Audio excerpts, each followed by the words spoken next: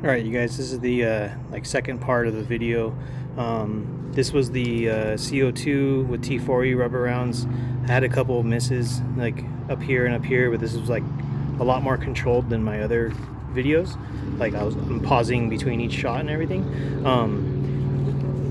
This is with the Salt rounds, the Salt Supply like Kinetic rounds, which are like a better bore match for the Salt Supply launcher. And I didn't have any like random hits way out here. I set up another target. I wrote, HPA salt rounds on this guy, and then I wrote HPA T4E rounds on this guy. So I'm gonna see if the air supply in the marker changes anything. So yeah, I'm going to charge up this guy on my HPA tank. Right now this is saying about 1,000, but I don't know how accurate that gauge is. It seems like it's low, so like it probably has 1,500 psi in there, but it's saying 1,000. Anyways, I'm gonna charge it up and then I'm gonna pause this video, and then I'll bring the marker in front of the camera when it's ready to roll. All right, guys, I got the remote line hooked up. I got my backpack on. I have the T4E rounds in here, the black plastic rubber rounds. Yeah, this is just to see if there's any sort of difference between CO2 and HPA, and then if I keep getting random off shots or high shots or just off the mark shots with the T4E rubber rounds, which are not bore matched very well with the Salt Supply S2. And then I'm going to try using the Salt Kinetic impact rounds with the HPA line. So I'm going to go stand back and shoot.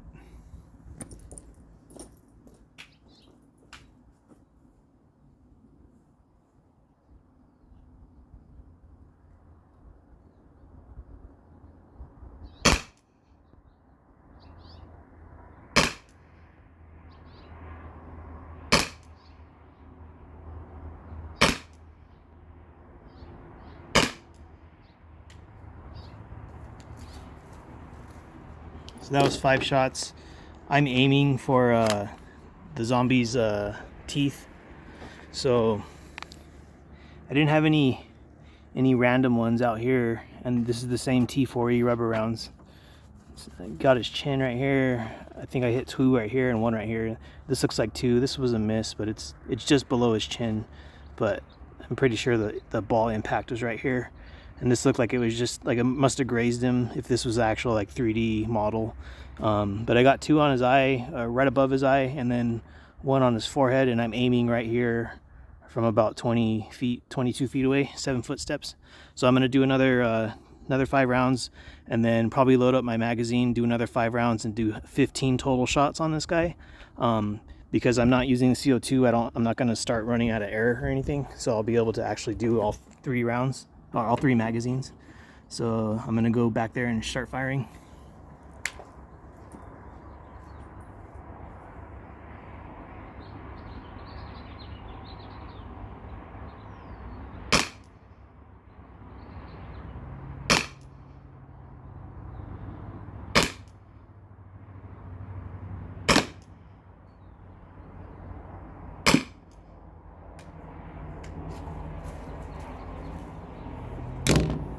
So one of them, it hit the top of the box, and the ball, it's somewhere in the grass right here. I'll find it after the video. But yeah, this one was a little bit more inconsistent. There was a hit down here. I was hitting his head, right here. But out of those 5 shots, I think 1 hit the box and bounced back. 1 hit down here, and then 3 must have hit here. I'm going to load up 1 more magazine with the T4E rubber rounds, and then I'm going to pause the video, and I'll let you guys know when all that's finished. All right, Salt is loaded with T4E rubber rounds. This is the last magazine, so I'm going to have 15 shots on that guy with the remote line. So I'm going to go stand back there and start firing.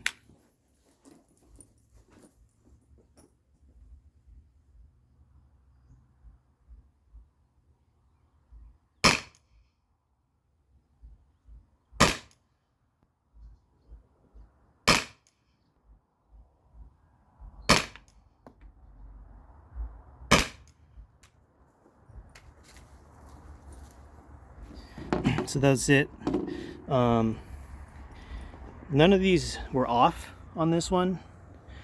I mean, I got a high one up here, and everything that I saw as it was traveling, most of them are hitting here. I got a new one right here on the side of his head, and I didn't have any more on the bottom, and I didn't have any hit up here. So this was a little bit more consistent. I didn't have any like random oddball shots like way off besides these two, but these were low.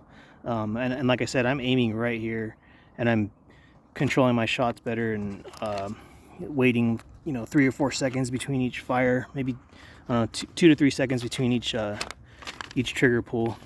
And the Salt gun has a nice trigger, so it's not like I'm not pulling the gun or anything like that. Not very much, if anything at all. So I'm gonna pause the video, put up the new target, and then load up some Salt Kinetic rounds. All right, you guys, I'm ready to roll. Remote line, Salt Kinetic rounds, and HPA tank, a new target. On the top corner it says HPA Salt Supply Salt rounds. So I'm gonna go back there and start firing.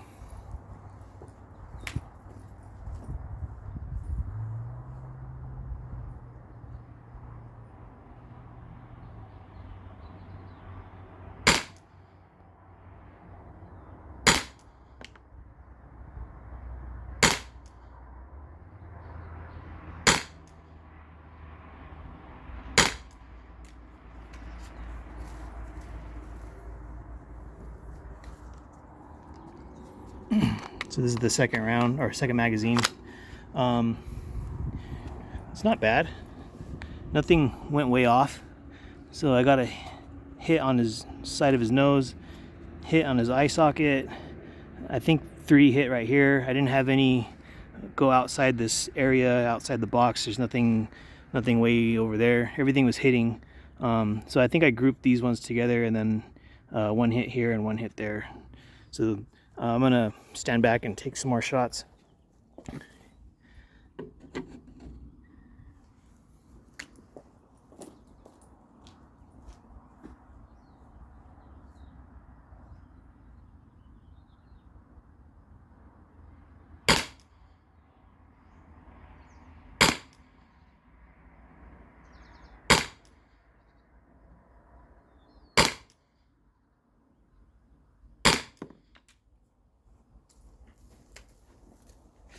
So that was 5.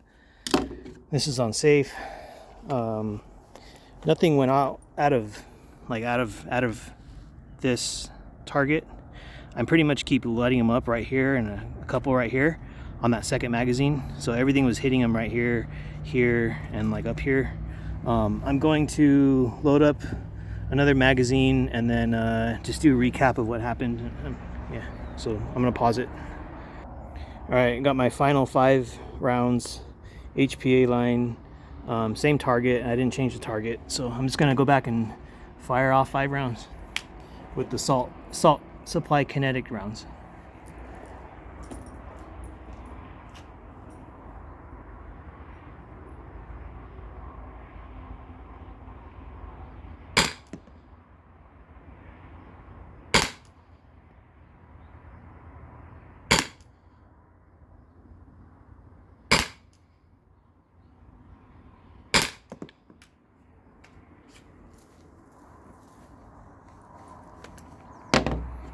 All right, one of them went off. I don't think that was me. I think it's just the Salt gun, but this is much better than the T4E rubber rounds. Like you can see, his whole middle of his head is busted out. I just one off. I don't know, maybe I clipped his ear right here. I'll take this off and compare it with the other one. I'm gonna pause it and take it to the table. All right, you guys, I turned off the valve to my remote line, and this is just the excess gas still on the line. So I'm just gonna fire at this box.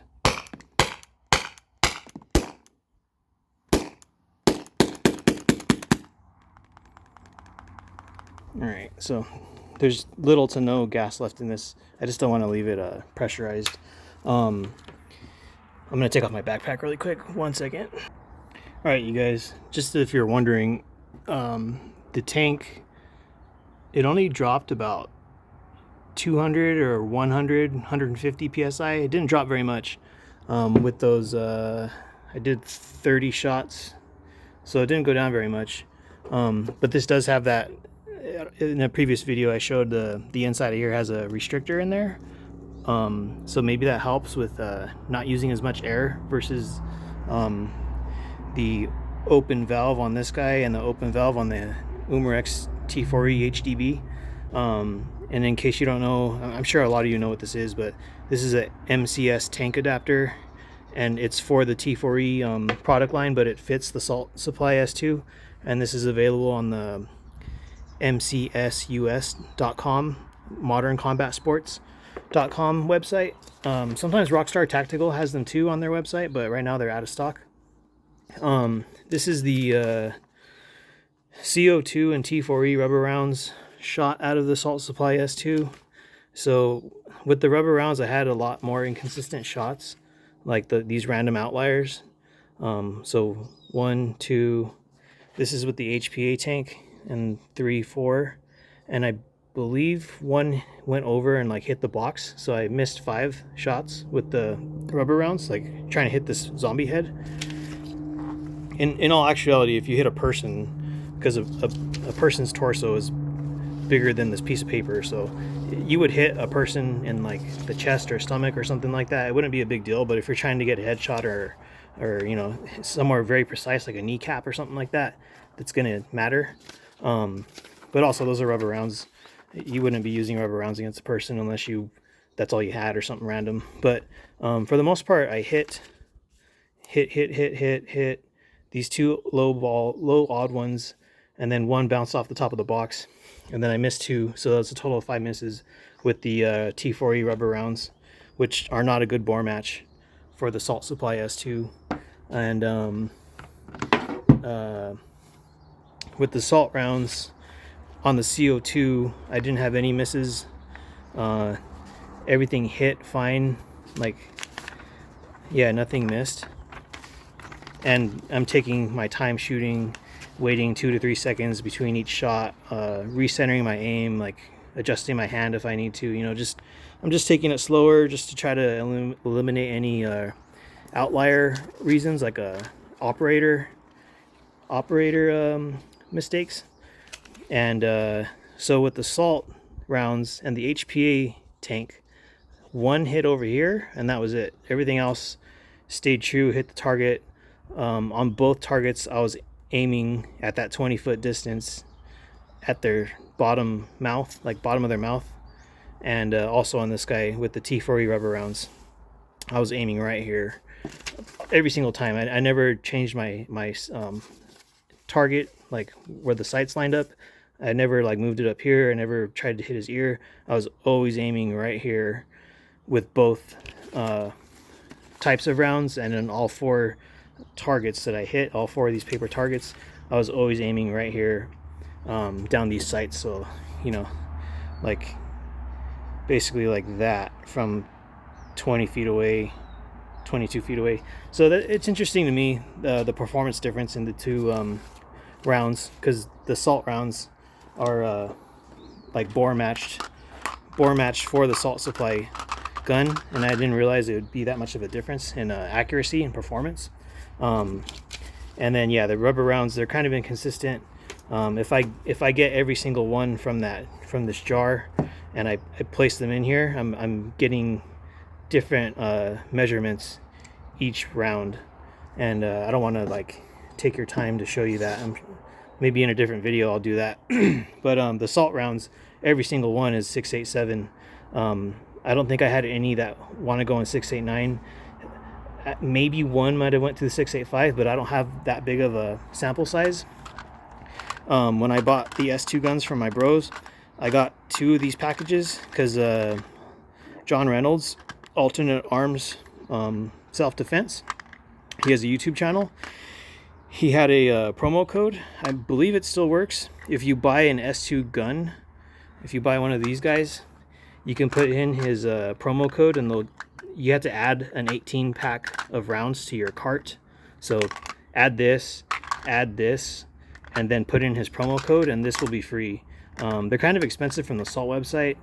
I think the white Duke glassbreaker projectiles on Amazon, I think they're exactly the same as the Salt Supply rounds. So they're the 687 bore size, and they weigh 3.7 grams, which is exactly what these weigh.